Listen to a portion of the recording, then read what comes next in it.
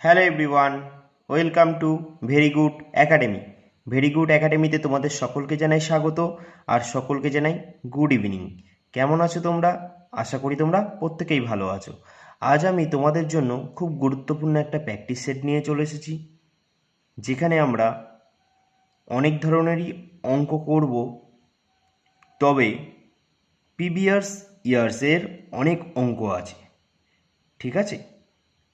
তাই তোমরা কেউ একটুও স্কিপ না করে ভিডিওটা পুরো দেখো, কারণ স্কিপ করলে তোমাদের মাঝখানে বুঝতে অসুবিধা হবে, আর বুঝতে অসুবিধা হলে তোমাদেরই ম্যাথ করতে আরও প্রবলেম হবে। তাহলে চলো আর বেশি দেরি না করে আজকের ক্লাসটা আমরা শুরু করি। দেখো, প্রথম প্রশ্ন কি বলেছে? 1 নম্বর প্রশ্ন কি বলেছে? বার্ষিক 10% হারে কিছু টাকার 2 বছরের চক্রবৃদ্ধি সুদ কত বলেছে? 210 টাকা। মূলধন কত? খুব সহজ একটা অঙ্ক। দেখো, চক্রবৃদ্ধি সুদের নাম শুনলে অনেকেই ভয়ে পালায়, কিন্তু আমি একটাই চক্রবৃদ্ধি সুদ করাবো। আজকের প্র্যাকটিস সেটে আমি একটাই করাবো। এই একটা অঙ্কই যে বুঝবে সে চক্রবৃদ্ধিতে আর ভয় পাবে না। আর এমন করে বোঝাবো, দেখো তোমাদের আজকের পর থেকে চক্রবৃদ্ধি সুদের অঙ্ক করতে খুবই ভালো লাগবে। দেখো, আমরা ভাঙিয়ে ভাঙিয়ে করব। প্র্যাকটিস সেট অবশ্যই তোমাদের জন্য, কিন্তু আমার কাছে এটা একটা গুরুত্বপূর্ণ ক্লাস, তাই আমি তোমাদের ভাঙিয়ে ভাঙিয়ে দেখাবো। বলেছে কি, বার্ষিক 10% হারে কিছু টাকার 2 বছরের চক্রবৃদ্ধি সুদ কত বলেছে? 210 টাকা। তাহলে আমাকে কী বার করতে হবে? মূলধন কত, এটাই বার করতে হবে। এবার কি করে দাদা মূলধন বার করব? দেখো ভালো করে, আমরা সব জায়গায় না একটা জিনিস মাথায় রাখবে, যে কোনো কিছু করার জন্য টার্গেট করাটা খুবই প্রয়োজন। যেমন তুমি চাকরির প্রিপারেশন নিচ্ছ, কেন নিচ্ছ? তোমার নিশ্চয়ই কিছু টার্গেট আছে, তুমি কোনো জব করতে চাও, সেটাই তুমি টার্গেট করে বসে আছো যে তোমার পছন্দের কোনো জব। ঠিক তেমনই আমাদের ম্যাথের ক্ষেত্রেও কাজে লাগাতে হয় কোন জায়গাটায় টার্গেট করব, অঙ্কের কোন জায়গাটায় টার্গেট করব, যেমনি চক্রবৃদ্ধি সুদের অঙ্কের কোন জায়গাটায় টার্গেট করব, যেখান দিয়ে আমি অঙ্কটা ইজিলি করতে পারবো। তাহলে এইটা আজ থেকে শিখে নাও, চক্রবৃদ্ধি সুদের অঙ্কে আমরা সব সময় কোন জায়গাটায় টার্গেট করব? সব সময় আমরা পার্সেন্টকে টার্গেট করব। পার্সেন্ট যদি প্রশ্নে দেখি চক্রবৃদ্ধি সুদের পার্সেন্ট আছে, আমরা আর কোনো দিকে তাকাবো না, সঙ্গে সঙ্গে পার্সেন্টকে টার্গেট করব, যেমনি আমরা এই প্রশ্নের খাতিরে করব।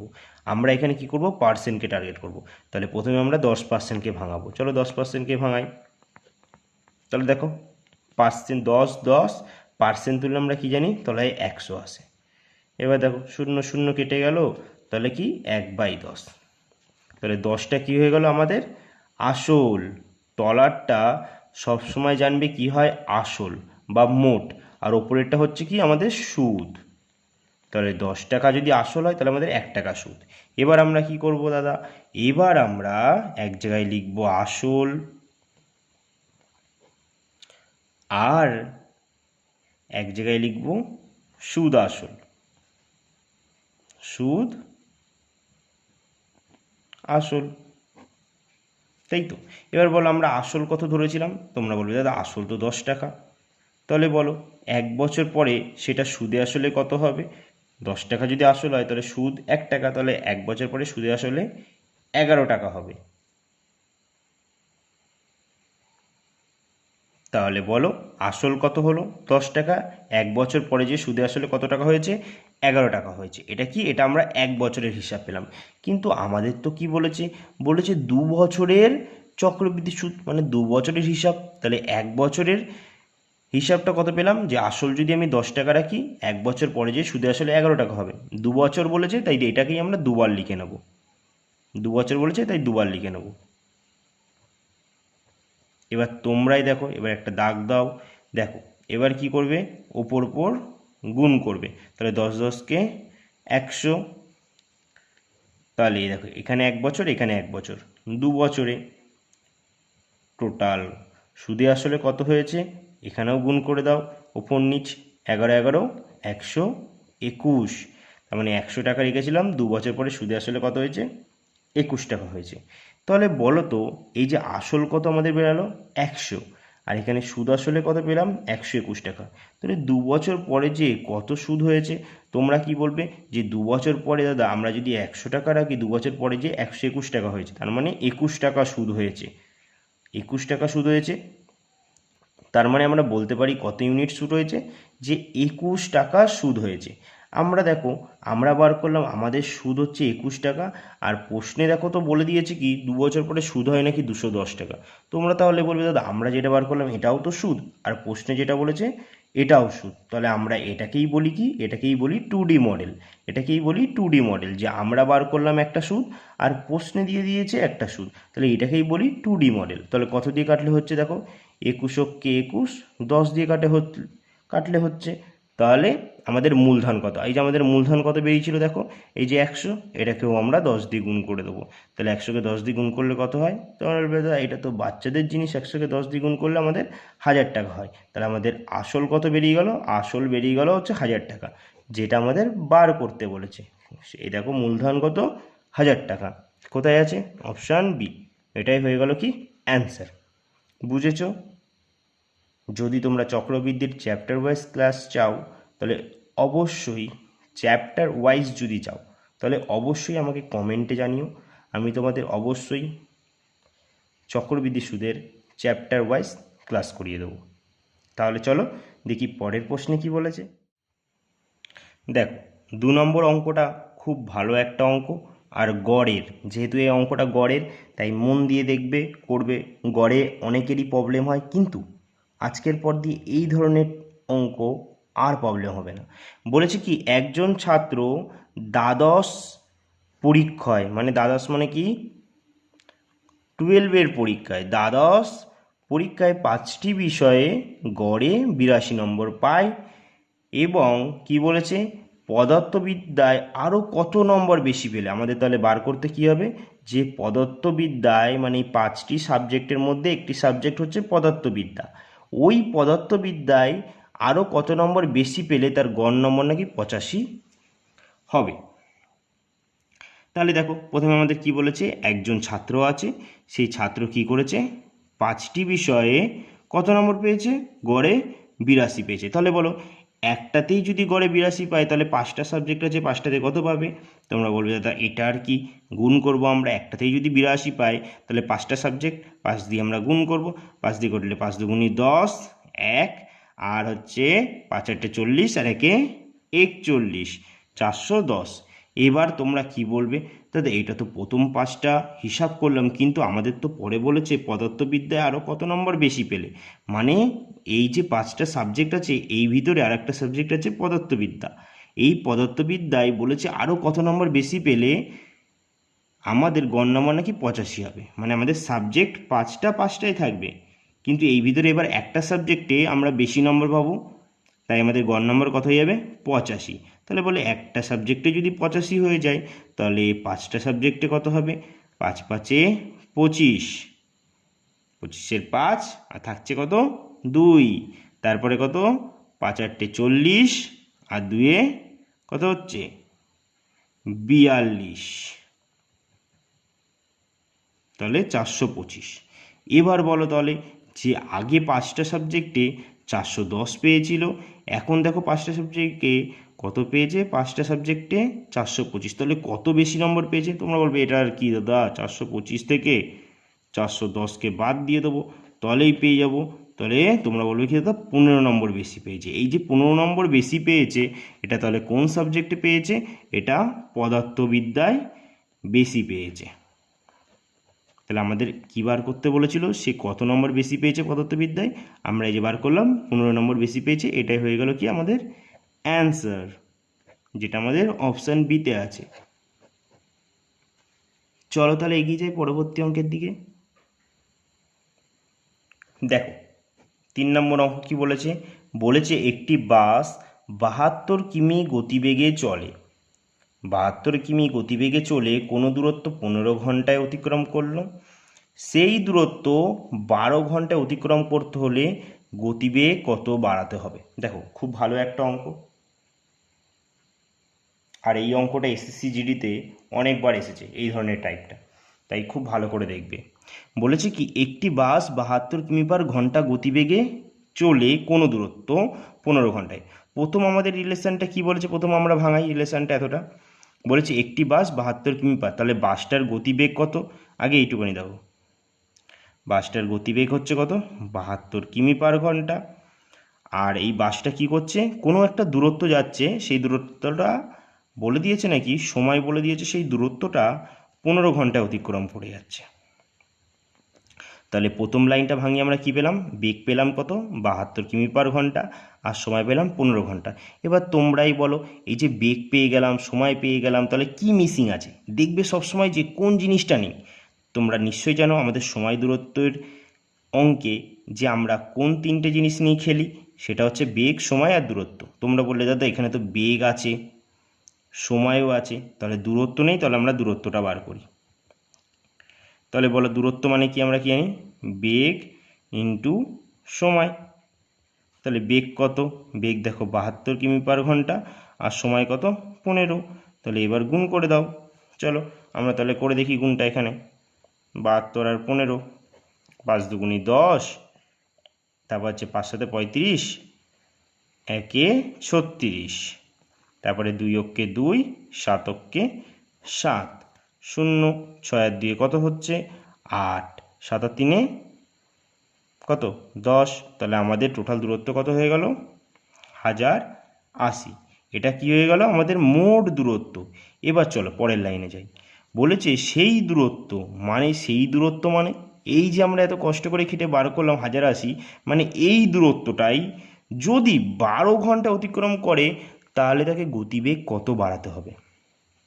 এবার বলেছে এই যে 1080 কিমিটা যাচ্ছে, এই দূরত্বটা যদি 12 ঘন্টায় অতিক্রম করে তাহলে বেগ কত বাড়াতে হবে। তাহলে আমরা এবার কি বার করব, এবার আমরা একটা বেগ বার করব। বেগ মানে কি জানি আমরা, বেগ মানে দূরত্ব বাই সময়। তাহলে দূরত্ব কত 1080, কেন 1080 বসাবো, কারণ বলে দিয়েছে সেই দূরত্ব। সেই দূরত্ব মানে কি, এই যে আমরা আগে যেই দূরত্ব বার করলাম এই দূরত্বটারই কথা বলেছে, এটাই হচ্ছে সেই দূরত্বটা 12 ঘন্টায়, আগে 15 ঘন্টায় অতিক্রম করেছে, এবার নাকি যদি 12 ঘন্টায় অতিক্রম করে তাহলে তাকে বেগ কত বাড়াতে হবে। তাহলে বেগ মানে দূরত্ব বাই সময়। দূরত্বটা দেখো এবার কত হয়, তাহলে বেগ, বেগ দেখো তাহলে কত হচ্ছে 9 12 108 আর একটা 0, তাহলে বেগ কত 90 কিমি পার ঘন্টা। এবার তোমরাই বলো তো, যখন ব্যক্তিটি 15 ঘন্টায় 1080 যাচ্ছিল তখন বেগ কত ছিল, এই যে 72 কিমি পার ঘন্টায়। যখন বলছে 1080 কিমি 12 ঘন্টায় যাচ্ছে তখন তার বেগ 90 কিমি পার ঘন্টা। তোমরাই বলো তাহলে কত বেগ বেড়েছে, তোমরাই বলো যে কত বেগ বেড়েছে, কত 72 থেকে 90 হয়েছে, তাহলে বেগ কত বেড়েছে বলো। বেগ তাহলে কত বেড়েছে, বেগ বেড়েছে 18 কিমি পার ঘন্টা। এটা হচ্ছে কি বৃদ্ধি হয়েছে, এটা বৃদ্ধি হয়েছে, আগে 72 ছিল এখন বেড়ে হয়েছে 90, তার মানে 18 কিমি পার ঘন্টা বৃদ্ধি হয়েছে। এটাই আমাদের অ্যান্সার হয়ে গেল, যেটা কোথায় আছে দেখো অপশান ডিতে আছে। তাহলে আমরা কত সুন্দরভাবে অঙ্কগুলো করে নিচ্ছি না। যদি এরকম ক্লাস তোমরা আরও চাও অবশ্যই আমাকে কমেন্টে জানাবে, আমি তোমাদের আরও ভালো ভালো ক্লাস দেবো। তাহলে চলো দেখে নিই পরবর্তী অঙ্কে কি বলে। দেখো পরে একটা খুব সহজ অঙ্ক, একদম বাচ্চাদের অঙ্ক দিয়ে দিয়েছে, যে একটি নৌকার গতিবেগ 30 কিমি পার ঘন্টা। একটি নৌকার গতিবেগ কত বলেছে 30 কিমি পার ঘন্টা, এবং কি বলেছে এই নৌকাটি 2700 কিমি পথ। এই নৌকাটি 2700 কিমি পথ অতিক্রম করতে কত সময় লাগবে। দেখো খুবই সহজ অঙ্ক, খুবই বাচ্চাদের অঙ্ক, তবে কেউ ভেবো না যেন যে এই অঙ্কগুলো পরীক্ষায় দেবে না। যদি এটা কেউ ভেবে থাকো তাহলে ভুল করছো, কারণ একটা কথা মাথায় রাখবে, এই যে ভ্যাকান্সিটা বেরাচ্ছে কেন বেরাচ্ছে, তোমাদের চাকরি দেবে বলে বেরাচ্ছে, তোমাদের চাকরি দেবে বলেই তো বেরাচ্ছে। তাহলে পরীক্ষা যারা নিচ্ছে, যারা প্রশ্ন সেট করছে, তারা নিশ্চয়ই চাই তোমরা পারো, সেরম দিকেই সেট করবে। তাহলে তুমি কি করে ভাবছো যে এই অঙ্কটা পরীক্ষায় দেবে না, তাই এটাও দিতে পারে, তাই অবহেলা কোনো জিনিসকে করো না। তাই মন দিয়ে করো। দেখো সহজ হয়েছে তো কি হয়েছে, করে নাও একবার। তাহলে দেখো একটি নৌকার গতিবেগ কত, প্রথমে দেখি কি দিয়েছে, নৌকাটার বেগ দিয়েছে, বেগ কত 30 কিমি পার ঘন্টা। তারপর বলছে নৌকাটি কত কিমি যাচ্ছে, দূরত্ব দিয়ে দিয়েছে, দূরত্ব কত বলে দিয়েছে 2700 কিমি, দূরত্বও দিয়ে দিয়েছি। আমি তোমাদের সবসময় কী শিখিয়েছি, যে সময় দূরত্বের অঙ্কে যে সবসময় দেখবে কোনটা মিসিং আছে। আমরা জানি সময় দূরত্বে কখানা প্লেয়ার আছে, 3টে প্লেয়ার আছে। কি কি প্লেয়ারগুলোর নাম, একটা হচ্ছে বেগ, 2 নম্বর হচ্ছে কি সময়, 3 নম্বর হচ্ছে দূরত্ব। তার ভিতরে তুমি দেখলে দাদা বেগ তো দিয়ে দিয়েছে, দূরত্বও দিয়ে দিয়েছে, তার মানে সময়ের অভাব। তার মানে আমরা কি করব, আমরা সময় বার করব। সময় মানে কি, দূরত্ব বাই বেগ। দূরত্ব কত 2700, আর বেগ কত, বেগ হচ্ছে 30। এবার আমরা ভাগ করি, দেখো 0 0 কেটে গেল, 3 দিয়ে কাটলে 3 নং 27, একটা 0, তাহলে 90 ঘন্টা। তাহলে তার কত সময় লেগেছে, 90 ঘন্টা, যেটা দেখো অপশান ডিতে আছে। তাহলে আমরা কি জানি, আচ্ছা একবার আমি ফর্মুলাগুলো একবার লিখিয়ে দিই, সূত্রগুলো। বেগ মানে কি, দূরত্ব বাই সময়। এটা হচ্ছে যখন বেগ বার করবে, 3টে প্লেয়ার আছে, বেগ, দূরত্ব, সময়। তারপর কি দেখো সময়, সময় বার করতে গেলে আমরা কি জানি, ভাগ। সময় ভাগ করতে গেলে সবসময় আমরা জানি ভাগ করতে হয়। কারণ কেন ভাগ করতে হয়, সময় ভাগো সময়। তুমি যদি সময় বাঁচাতে চাও তাহলে তোমাকে তাড়াতাড়ি দৌড়াতে হবে। তাহলে তাড়াতাড়ি দৌড়াতে হলে কি করতে হবে তোমাকে, সেটাকেই তো আমরা বলি যে সময় বাঁচানোর জন্য তাড়াতাড়ি দৌড়াচ্ছ তুমি। তাই সময় মানেই কি, ভাগ। সময় মানে কি, ভাগ। এবার তুমি বলো দাদা তাড়াতাড়ি দৌড়াবো, এটা একটু ভালো করে আরও বুঝিয়ে দিলে কীরকমভাবে বোঝাবে। তাহলে দেখো তুমি এক্সাম দিতে বসছো, তোমার 1 ঘন্টায় পরীক্ষা, তুমি যদি আস্তে আস্তে আস্তে আস্তে করো তাহলে তো তোমার সময়টা কেটে যাবে, তাহলে তুমি পরীক্ষায় পাস করতে পারবে না। কিন্তু তুমি যদি পরীক্ষায় অনেক স্পিডে করো তাহলে তুমি তাড়াতাড়ি ভাগছো, তাই তো, তাই তোমার সময়টা কম লাগবে। তাই সময় মানে কি, ভাগ। সবসময় এইভাবে মনে রাখবে, সময় মানে কি, ভাগ করতে হবে। তো সময় মানে কি, দূরত্ব বাই বেগ। দেখো দূরত্ব তলে কোথায়, উপরে বসবে, আর তলায় কি বসবে, তলায় বসবে বেগ। এবার ভালো করে মাথায় রাখবে, বেগ আর সময় বার করার সময় ভাগ, আর দূরত্ব বার করার সময় যখন দূরত্ব বার করবে তখন কি হবে, তখন কিন্তু গুণ হবে। কারণ তোমরা বলো দূরত্ব মানে কি, দূর, দূর সম্পর্কে একটা বোঝাচ্ছে না, আর বড় জিনিস বা দূরত্ব সম্পর্কে কি সবসময় কি গুণ হয়, গুণ, গুণ। তাই মানে দূরত্ব মানে কি, বেগ ইন্টু সময়। বুঝেছ? তাহলে আমরা সময় দূরত্বে কটা প্লেয়ার আছে জানলাম, 3টে, বেগ, সময় আর দূরত্ব। চলো তাহলে দেখিনি এবার পরবর্তী অঙ্কে কি বলেছে। দেখো 5 নম্বর অঙ্কে কি বলেছে, স্রোতের গতিবেগ 2 কিমি পার ঘন্টা। নৌকা স্রোত দিয়ে একটা অঙ্ক, খুব ভালো অঙ্ক। দেখো স্রোতের গতিবেগ 2 কিমি পার ঘন্টা, অনুকূলের গতিবেগ 18 কিমি পার ঘন্টা হলে আমাদের বার করতে বলেছে প্রতিকূলের গতিবেগ কত। তাহলে চলো আমরাও করি, আমাদের দিয়ে দিয়েছে এরকম, চলো আমাদের যেমন দিয়েছে আমরাও তেমন করব। তাহলে প্রথমে দেখো অনুকূলের গতিবেগটা কত বলে দিয়েছে, অনুকূলের গতিবেগ বলে দিয়েছে কি 18 কিমি পার ঘন্টা, তাই তো, অনুকূলের গতিবেগ বলে দিয়েছে 18। আমাকে আর একটা জিনিস দেখো, স্রোতের গতিবেগটা দিয়ে দিয়েছে, চলো এটা একটু লিখে নিই সাইডে। স্রোতের গতিবেগ কত, 2 কিমি পার ঘন্টা। শুধু স্রোতের বেগ দিয়েছে, নৌকা দেয়নি। চলো আমরাও নৌকা বার করি। এবার ভালো করে দেখো তো, অনুকূলকে ভাঙালে কি কি পাওয়া যায়। অনুকূলকে যদি আমি ভাঙাই তাহলে কি পাওয়া যাবে, আচ্ছা অনুকূল মানে কি, অনুকূল মানে হলো স্রোত। এই যে ধরো স্রোতটা, এই স্রোতটা যেদিকে যাচ্ছে নৌকাটা, এই যে নৌকাটা হবে, এই নৌকাটাও না সেই দিকেই যাবে, মানে অনুকূল। মানে স্রোত যেদিকে যায় নৌকাও সেই দিকে যায়, স্রোত যেদিকে যাচ্ছে নৌকাটাও সেদিকে যাচ্ছে, মানে একই দিকে যাচ্ছে, তাই এটাকে আমরা অনুকূল বলি। তাহলে প্রতিকূল কোনটাকে বলি দাদা, প্রতিকূল মানে দেখো স্রোতটা যদি তোমার এই দিক দিয়ে আসে, নৌকাটা কি করবে, এই দিক দিয়ে যাবে, নৌকাটা কি করবে তোমার এই দিক দিয়ে রওনা দেবে, মানে একে অপরের বিপরীতে, স্রোত আর নৌকা একে অপরের বিপরীতে যাবে, তখন সেটা হচ্ছে প্রতিকূল। তাহলে এটা হচ্ছে কি প্রতিকূল। যখন স্রোত আর নৌকা একই দিকে যাবে তখন অনুকূল, আর যখন স্রোত আর নৌকা একে অপরের বিপরীতে যাবে সেটা হচ্ছে প্রতিকূল। তাহলে অনুকূল, দেখো কথাটার মধ্যে কি সুন্দর একটা ভাব, দেখো কি সুন্দর একটা বোঝাচ্ছে না, অনু অনু অনু মানে কি, একটা পজিটিভ জিনিস বোঝাচ্ছে না, অনুকূল। তাই অনুকূল মানে হচ্ছে কি, অনুকূলকে ভাঙালে দুটো জিনিস পাওয়া যায়, নৌকা প্লাস স্রোত।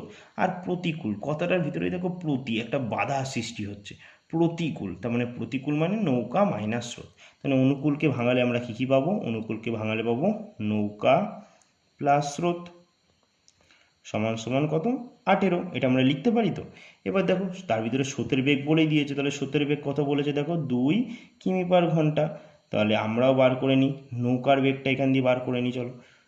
তাহলে তাহলে দেখো নৌকা নৌকা, এবার দেখো প্লাস 18, 18 যেমনি বসে গেল, এবার প্লাস 2 এপারে আসলে কি হবে মাইনাস। আমরা সবসময় শিখেছি মহাসমুদ্রের এপারে কোনো সংখ্যা আসলে যদি প্লাস থাকে সেটা মাইনাস হয়, আর মাইনাস থাকলে প্লাস হয়, গুণ থাকলে ভাগ হয়, ভাগ থাকলে গুণ হয়। যেহেতু এখানে প্লাস আছে তাই মহাসমুদ্রের এপারে আসলে মাইনাস হবে, তাহলে -2। তাহলে নৌকার বেগ কত পেয়ে গেলাম বলো, নৌকার বেগ পেয়ে গেলাম 16 কিমি পার ঘন্টা। এটা কী পেয়ে গেলাম, এটা নৌকার পেয়ে গেলাম। এবার আমাদের বার করতে বলেছে প্রতিকূলের বেগ। তোমরা বলো প্রতিকূলকে ভাঙালে কি কি পাওয়া যায়, তোমরা বলো প্রতিকূলকে ভাঙালে কি কি পাওয়া যায়। প্রতিকূলকে ভাঙালে দুটো জিনিস পাওয়া যায়। একটু আগে আমরা শিখলাম প্রতিকূল মানে কি, আমাদের বাধা দেয়। প্রতিকূল মানে কি, নৌকা মাইনাস স্রোত, নৌকা মাইনাস স্রোত। তাহলে বলো নৌকার বেগ কত, আমরা এই যে কষ্ট করে বার করলাম দেখো 16, আর কষ্ট না সোজা, এইগুলো মুখে মুখে বেরিয়ে যায়, মুখে মুখে। এইসব অঙ্ক পেন টাচ করতে হয় না, মুখে মুখে হয়। কিন্তু এখন তো যেহেতু আমি তোমাদের শিখিয়ে দিচ্ছি ভালো করে, তাই তোমরা শিখে নাও, এইটা হিসাবটা মুখে মুখে হয়। তাই দেখো 16, স্রোত কত, স্রোত তো আমাদের প্রশ্নে বলে দিয়েছে 2, মাইনাস করলে কত হচ্ছে দেখো 14। তাহলে এটাই হয়ে গেল কি আমাদের প্রতিকূলের গতিবেগ। প্রতিকূলের গতিবেগ কত, 14 কিমি পার ঘন্টা। এটাই হয়ে গেল কি আমাদের অ্যান্সার। দেখো অপশান ডিতে আছে। কত সুন্দরভাবে আমরা অঙ্কগুলো করে নিলাম না। ঠিক এইভাবে আমরা অনেক প্র্যাকটিস সেট করব, আস্তে আস্তে চ্যাপ্টার ওয়াইজ করব। কিন্তু তার আগে তোমাদের কমেন্টে আমায় জানাতে হবে যে ক্লাসগুলো তোমাদের কেমন লাগছে আর কোন টপিকে তোমাদের ক্লাস চাই, এটা আমাকে অবশ্যই কমেন্টে জানাবে, কেমন? তাহলে আজকের ক্লাসটি এখানেই শেষ করছি। দেখা হবে তোমাদের সঙ্গে পরবর্তী আরও একটা গুরুত্বপূর্ণ ক্লাস নিয়ে। ততক্ষণের জন্য সকলকে জানাই টাটা।